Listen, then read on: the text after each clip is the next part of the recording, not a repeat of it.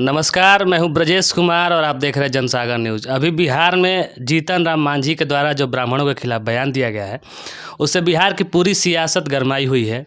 अलग अलग तरह से लोग अपने अपने तरफ से बयान दे रहे हैं।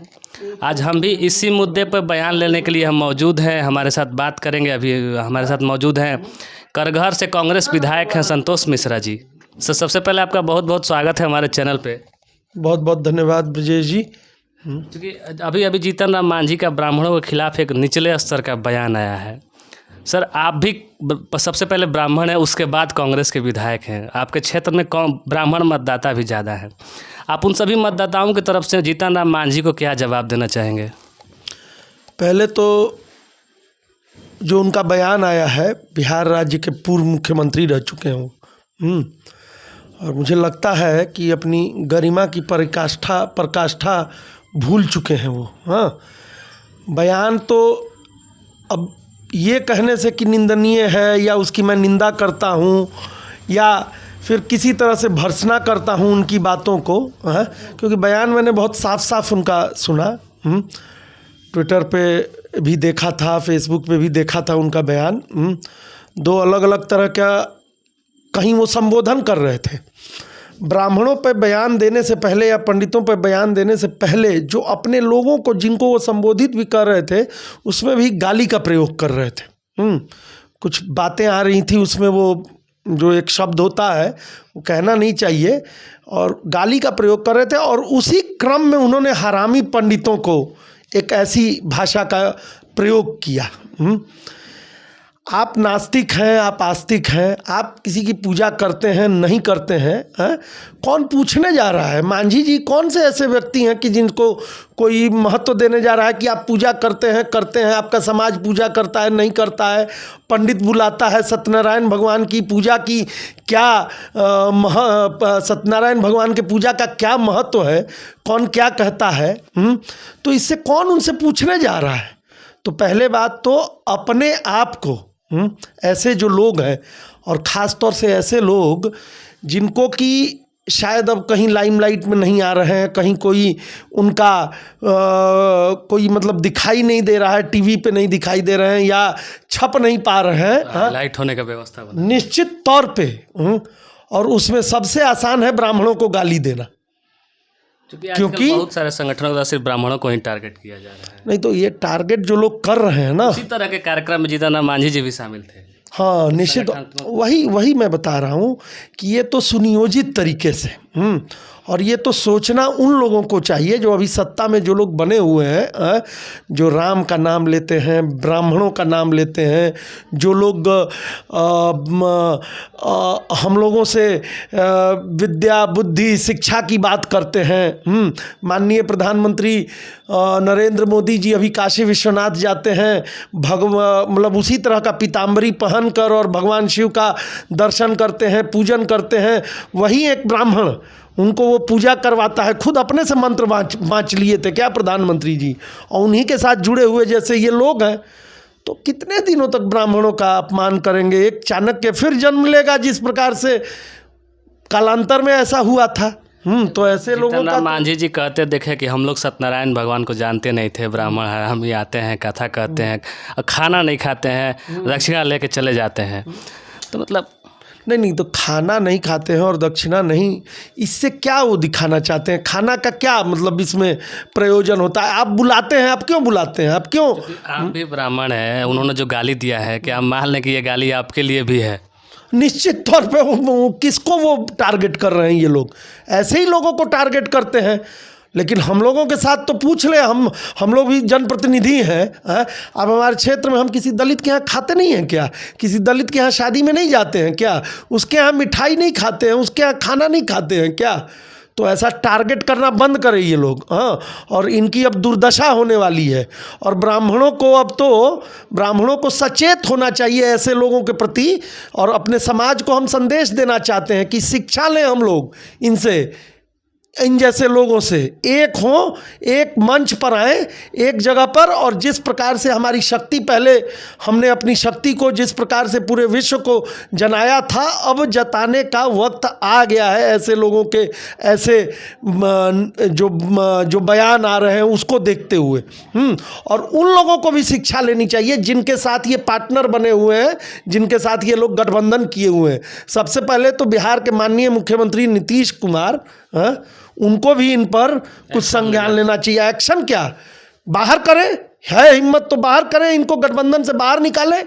और भाजपा के लोगों को से भी मैं कहता हूँ, क्योंकि भाजपा की शीर्ष नेतृत्व भी अब तक चुप्पी साधे हुई है, लेकिन आज एक भाजपा प्रदेश कार्य समिति के नेता हैं मधुबनी से गजेंद्र झा जी, उन्होंने एक बयान दिया है कि जो भी ब्राह्मण का बेटा जीतन राम मांझी का जिहुआ काट के लाएगा, मैं इसको 11 लाख रुपए इनाम दूंगा और आजीवन उसका पोषण का खर्चा उठाऊंगा। तो क्या लगता है, भाजपा ये डैमेज कंट्रोल कर रही है या दिखावा कर रही है, क्योंकि वो भी एनडीए का ही पार्ट है? कौन है गजेंद्र झा? कौन जानता है? ओहो, आप ऐसे आप हमको बता रहे हैं भाजपा कार्य समिति के, कौन जानता है गजेंद्र झा को? गजेंद्र झा के बयान से क्या होने वाला है? क्या है उसका, क्या औकात है गजेंद्र झा के कि गजेंद्र झा बयान दे दे और वो भरण पोषण करेगा? वो कौन होता है एक ब्राह्मण के बेटा को भरण पोषण करने वाला, और जब जेल ही चला जाएगा उसका जीभ काट के, हैं, तो क्या उसका खर्चा उठाएगा? एकदम ये सब मतलब कि मूर्खतापूर्ण बयान देने से क्या फ़ायदा है? ब्राह्मणे हो गजेंद्र झा, तो इस तरह का मूर्खतापूर्ण बयान देने से, बयानवीर बनने से क्या फ़ायदा है? बयानवीर न बने, कार्रवाई करें, और इस तरह की कार्रवाई नहीं करनी है। वो मुंह से बोला है तो मुंह से जवाब दीजिए, हाँ, अपराध की तरफ नहीं मोड़ना। हाँ, ऑब्वियसली कोई मतलब ब्राह्मण आपराधिक चरित्र का कभी नहीं हुआ है। ब्राह्मण लोगों को शिक्षा देता है, ब्राह्मण लोगों को बुद्धि और विवेक देता है, ब्राह्मण लोगों को उस राह पर चलने को दिखाता है। आज जिन लोगों के कारण हमारे जैसे लोग जनप्रतिनिधि हैं वही ब्राह्मण है। ब्राह्मण कोई जाति नहीं है, अगर देखा जाए तो ब्राह्मण ब्रह्म का अवतार है, ब्रह्म की पहचान है, समझे ना? तो अब तो अगर जाति विशेष की ही बात लेके लोग अगर टीका टिप्पणी कर रहे हैं तो हम लोगों को समझना चाहिए कि ऐसे लोगों को क्यों हम सत्ता के शीर्ष पर बिठाते हैं, ऐसे लोगों को क्यों हम अपना प्रतिनिधि बनाते हैं। और अब हम लोग को चेत लेना चाहिए इन सब चीज़ों को लेकर। एक फ़ायदा इस मुद्दे का कांग्रेस को भी इस रोहतास जिले में मिला था। ललन पासवान जी का कुछ बयान आया था चुनाव के पहले, एक बहुत साल पहले का वीडियो वायरल हो गया था चुनाव के टाइम, उसका भी फायदा कांग्रेस को मिला था। वहाँ मुरारी गौतम जी चुनाव जीत गए थे। मतलब क्या कहना चाहेंगे सर, चूँकि अगर ब्राह्मण एक नहीं है तो आखिर कैसे वो चुनाव हार गए? कौन हार गए चुनाव? ललन पासवान ब्राह्मण के बयान पे ही हार गए। वो तो देखिए, हम ये नहीं कह रहे हैं कि ब्राह्मण एक नहीं है, नहीं, हमको अपना चेतना, समझे ना, क्या था कि एक समय ऐसा था कि जहां हम सबको एक साथ लेके चलते थे कि ब्राह्मण ही एक ऐसी, अगर जाति सूचक रूप में आज के समय में हम देख रहे हैं तो ब्राह्मण ही एक ऐसी जाति है, या ब्राह्मण समाज के ही एक ऐसे लोग हैं कि जो समाज में बैलेंस बना के रखते हैं। हर जाति, हर समाज, हर समुदाय, हर धर्म के लोगों को अपने साथ लेके चलने की कोशिश करते हैं। और एक समाज तो कह रहे थे कि आते हैं धर्म परायण का ये वो चल रहा है कि सत्यनारायण भगवान का कथा कह के बहका रहे हैं। नहीं, ये तो सत्यनारायण भगवान की जो कथा है, उनको शायद ज्ञान नहीं है, विवेक नहीं है मांझी जी को। सत्यनारायण भगवान की जो कथा है वो हम अपने नैतिक रोज के जीवन में क्या क्या कार्य करते हैं, किस प्रकार हम अपनी ज़िंदगी को जीते हैं, वही कथा है। हाँ, और कथा जो है ना, कथा से ही तो लोग ज्ञान लेते हैं, ज्ञान प्राप्त करते हैं। कथा से ही बुद्धि का विकास होता है और समाज में क्या चीज़ें होनी चाहिए। जो पौराणिक कथाएं हैं हमारे वेदों में, पुराणों में, जो भी इसके रचयिता है, तो उससे क्या है कि इन कथाओं से क्या होता है कि हम अपने समाज में एक मार्गदर्शन की प्रक्रिया को शुरुआत करते हैं। तो सत्यनारायण भगवान की कथा तो एक नियमित सिंपल कथा है, एक जो कि रोज का हम लोग के आचरण में कैसे हम उसको प्रयोग करें, अपने व्यवहार में रोज हम जैसा व्यवहार करते हैं उसकी कथा है। और उसी को ब्राह्मण कथा कह के सुनाता है, पढ़ाता है। और भाई कोई ऐसे लोग हैं जैसे मांझी जी के ही समाज के जो लोग हैं, अब वो पढ़ नहीं सकते हैं, किताब सत्यनारायण भगवान की पढ़ नहीं सकते, तो बाँचने वाला चाहिए ना, जो बाँचेगा वो ब्राह्मण है। अगर उसी को मान के वो चल रहे हैं तो बाँचने वाले पंडित जी बाँच के उनको सुनाते हैं, वो श्रवण करते हैं तो उनकी भाषा में सुनाते हैं। कोई जो हम लोग भोजपुरी बोलते हैं तो बहुत सारे हमारे जो ब्राह्मण हैं या हमारे जो पुरोहित हैं वो लोग हम लोग को भोजपुरी में भी सुनाते हैं, हिंदी समझने वालों को हिंदी में समझाते हैं। मगही है उधर चलता है तो मगही में लोग उसी कथा को बाँच के सुना देते होंगे। तो ये तो एक हम अपने निज आचरण में, रोज के आचरण में किस चीज़ का प्रयोग कर रहे हैं, क्या व्यवहार करते हैं, उस चीज़ की कथा है सत्यनारायण भगवान से। इससे लोगों को सुख शांति और समृद्धि का आभास होता है और उससे वो काम लोग करते हैं, गलत काम नहीं करते हैं। तो उनके लोगों को, उनके समाज के लोग अगर पंडित जी को बुला के, पुरोहित जी को बुला के और सत्यनारायण भगवान की कथा सुनते हैं और उसके कारण सही आचरण करते हैं तो क्या ये पंडित जी गलत करते हैं? इसके धर्म परायण का नाम दे रहे हैं। धर्म परायण मतलब उसका धर्मांतरण करने के लिए ऐसा अच्छा क्या मांझी समाज के लोग हिंदू नहीं है क्या कि उनको धर्मांतरण कर देंगे, हिंदू से मतलब मांझी से ब्राह्मण बना देंगे? इसमें धर्म परायण और जाति परायण। और पहले तो धर्मांतरण का केस हम सुन रहे थे। हाँ, जब से मतलब कि जिस तरह की व्यवस्था है इस देश में धर्मांतरण का, अब जाति परायण का भी केस होने लगा है क्या? ऐसा कुछ नहीं है।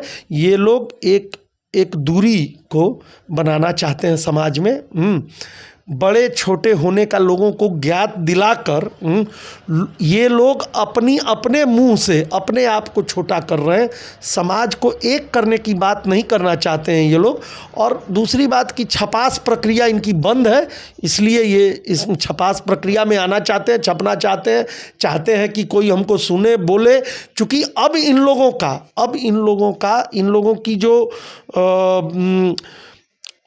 जो इनका लॉजिक होना चाहिए था, जिस आधार पर ये लोगों से वोट मांगते थे, अपना कब्जा बनाए रहते थे अपने सीटों से, अब इनका एक तरह से अब समापन हो रहा है, समापन युग में हैं ये लोग। मुद्दा ही नहीं रह गया, इसलिए नए मुद्दों पे आ रहे हैं। निश्चित तौर पे मुद्दा नहीं है इन लोगों के पास। हाँ, और ब्राह्मण समाज पर टिप्पणी करके, हाँ, मतलब ये अपने ऊपर थूक रहे हैं, ब्राह्मण समाज के ऊपर नहीं थूक रहे हैं। निंदनीय तो है ही, और इसकी दशा और दुर्दशा इनको आगे आने वाले समय में इनको ज्ञात हो जाएगा। आगे आने वाले समय में माझी जी को अपनी दशा और दुर्दशा का ज्ञात हो जाएगा। ये थे कांग्रेस विधायक संतोष मिश्रा जी।